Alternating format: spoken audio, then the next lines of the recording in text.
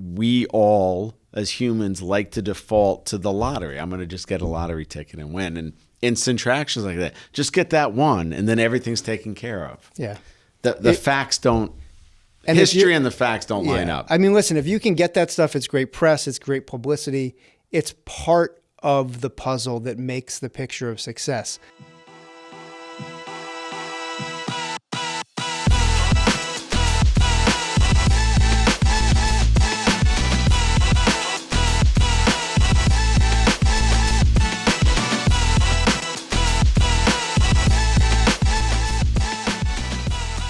Welcome to another episode of No Followers Podcast. I'm T.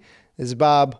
And we are in the midst of a discussion about something we've talked about before, which is instant traction. Specifically, I mean, I don't know how many times people have said this to you over your career, but the idea of like you just need one. I don't listen. Yeah. It's my gift to the universe. Yeah.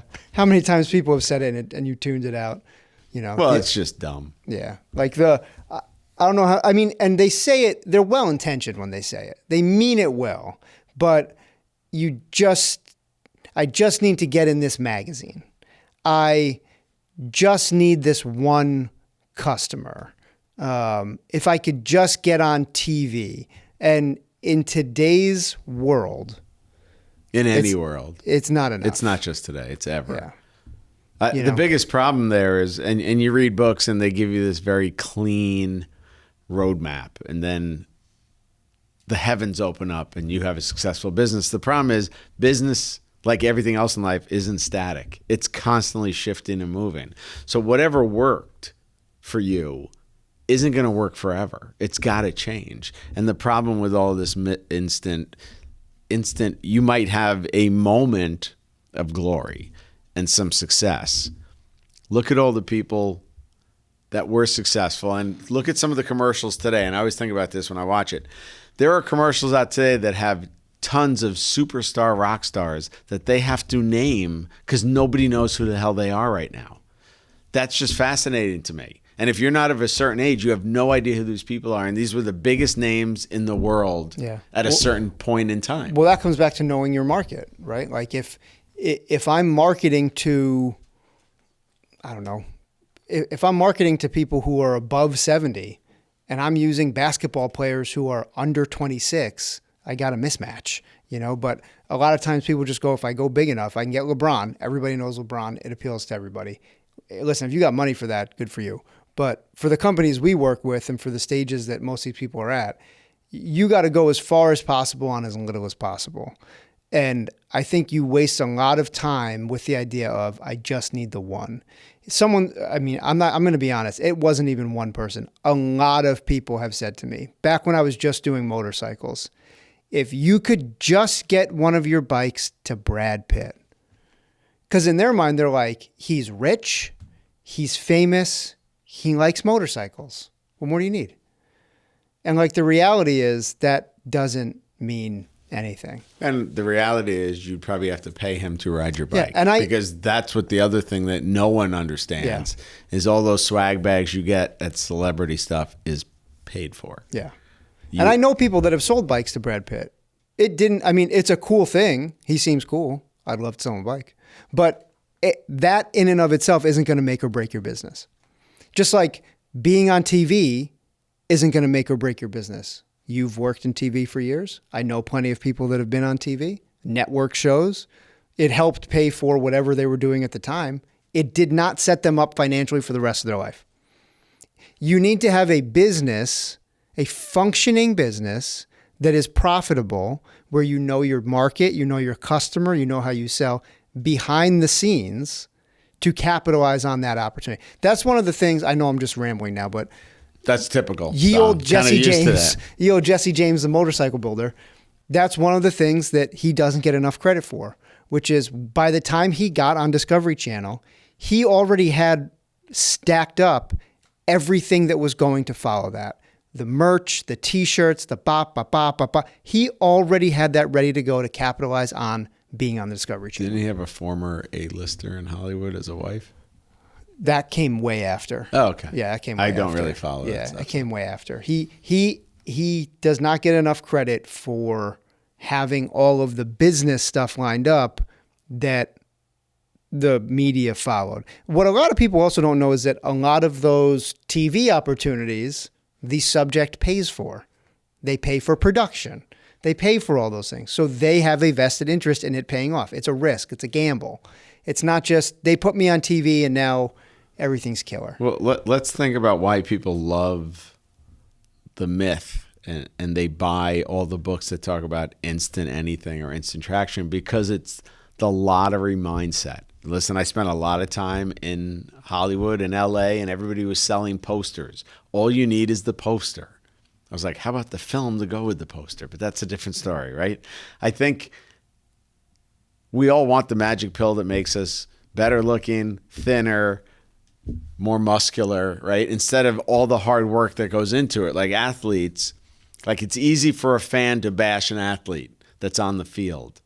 But those people are still the elite. They're the top 2% or the top 1% of anything.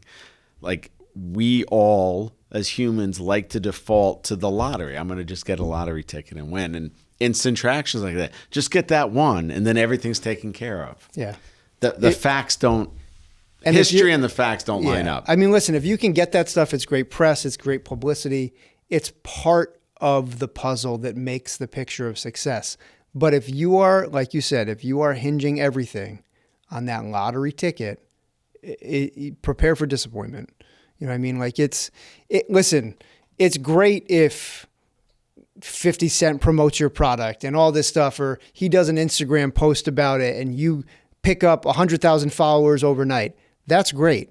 If your business isn't set up to sell and capitalize on that, doesn't matter.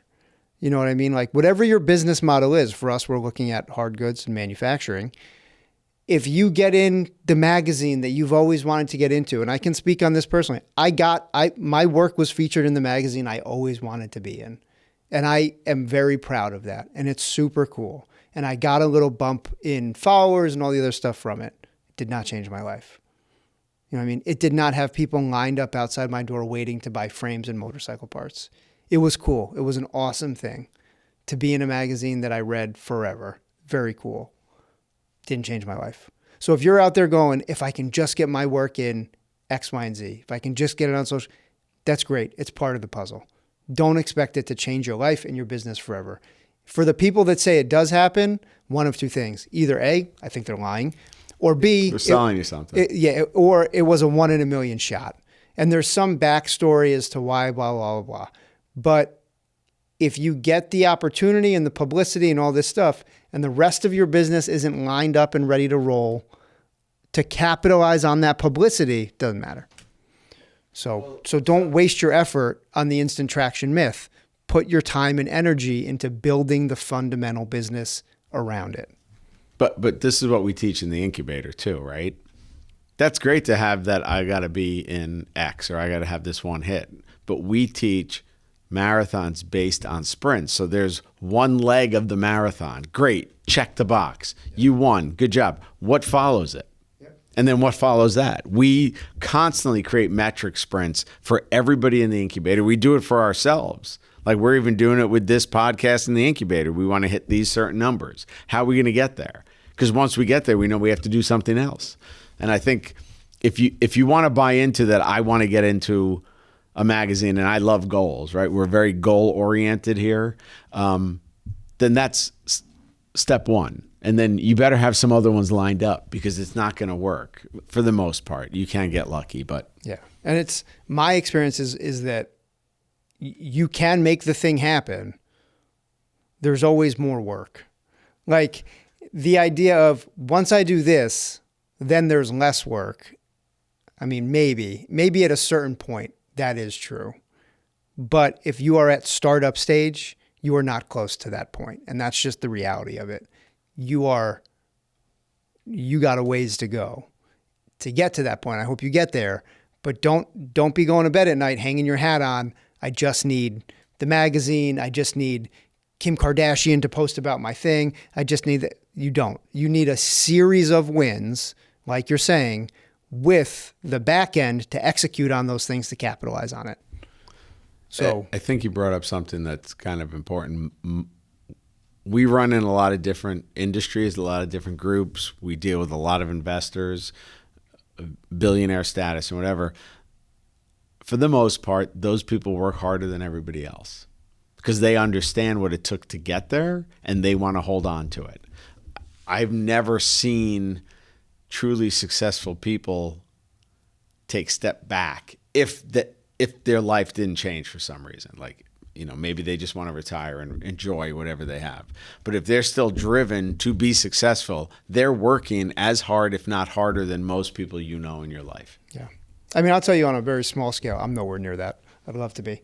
But working hard, you mean? Yeah, I'm nowhere near working hard. For years, as I built the business, I always said I would take losses on jobs to build it to a certain quality standard. And I was always okay with that because I said, if I'm putting my name on it, it has to be to a certain quality. And one day I'll get the number I need to justify the hours and the work and the quality. Okay, fast forward, I get that number now for the most part when I work on something. I get the number that I need for the quality I put into it. I've worked more overnights and I don't mean like, oh, you work through the night. I mean, you work all day and then you eat dinner and then you work through the night and then you take a 30-minute nap and then you work all day the next day and then you do that for the whole week. I've done that more since getting the number I need to get than when I didn't, because now there's expectations, now there's pressure, now there's demands, you're operating at this level that's expected of you versus going, the expectation is lower, the pressure is lower, all these kind of things.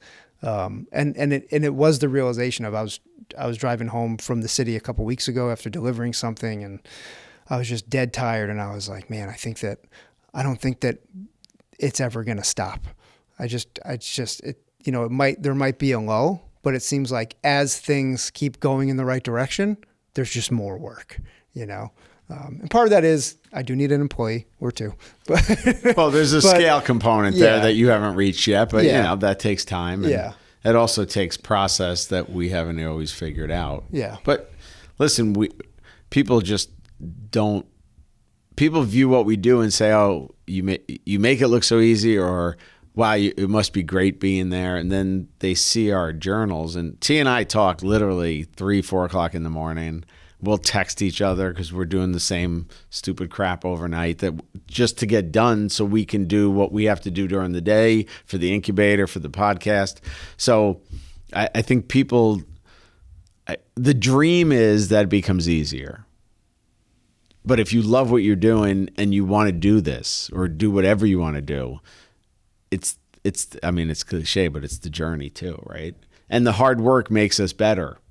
Like I've said this for years, I cannot sit somewhere and dictate to people to do the work. I need to be in the field. I need to be next to our members because I learn as much as I show or teach. And so do you, right? Well, I mean, and the goal is, of course, to be able to build a good team out so that, we don't have to be the ones doing everything all the time so that you can get some sleep and do whatever. Sleep's highly overrated. Yeah, I heard that sleep stuff is good, but I'm not there yet. I don't believe but, it. But like if you are starting out and setting up, the reality is there's a lot of people that it's not for. And if you think you're going to go I'm going to be at every birthday party and you can do it, but you're going to have to work harder. It's even that, we were talking about this the other day, I had to go to a family event. I worked all day. I left my shop. I went to that family event for 4 hours. Everyone else went home and went to bed. I went back to work. So if it's a priority, you can make it happen. You're going to work even harder. That's what it is. You do burn the candle at both ends. And that instant traction myth of I'm going to burn the candle at both ends for a year and then everyone's going to know my stuff and I'm going to, boom, it's going to be done. I mean, I wish you luck, but everyone I know, and like I said, I know a lot of people who are successful and have been on TV and have had all the things that people go, I just need and they work the same way I work. And you brought up something, and I'll end it on this, is you brought up priorities. And I'm going to tell you one way to not get in the incubator. Tell me you're too busy. Mm-hmm. Right? Big time me. Just tell me you're too busy, because then it's not a priority and we don't have to talk to you. Because we both and our teams work way harder than we do, right? They're working all the time to make everything perfect that we screw up. But if I ever said to T, I'm too busy to talk to him, well, that's not going to work for this partnership, right? Yeah. And vice versa. And we would never do that. And if one of our staff call us because they need something, that becomes, I don't care what else I'm doing, right? I'm not open heart surgery. Mm-hmm. Yeah. So the busy thing is also about instant traction. Is those people who have instant traction should be busier, but they also have to make priorities still. And I think priorities is something that anybody there, you have to figure out what your priorities are. Because if you don't know what they are, it easily gets jumbled and you get lost. Yeah, So 100%. All right, Bob. This was a good chat. We'll see you next time. follow us, subscribe, No Followers Podcast, apply to First Strike Incubator. We're here to help. We're here to argue with you. Yeah. Have some fun. Yeah. You don't look like you're having fun. I'm having fun. Okay. Yeah. All right. We'll see you next time. Peace.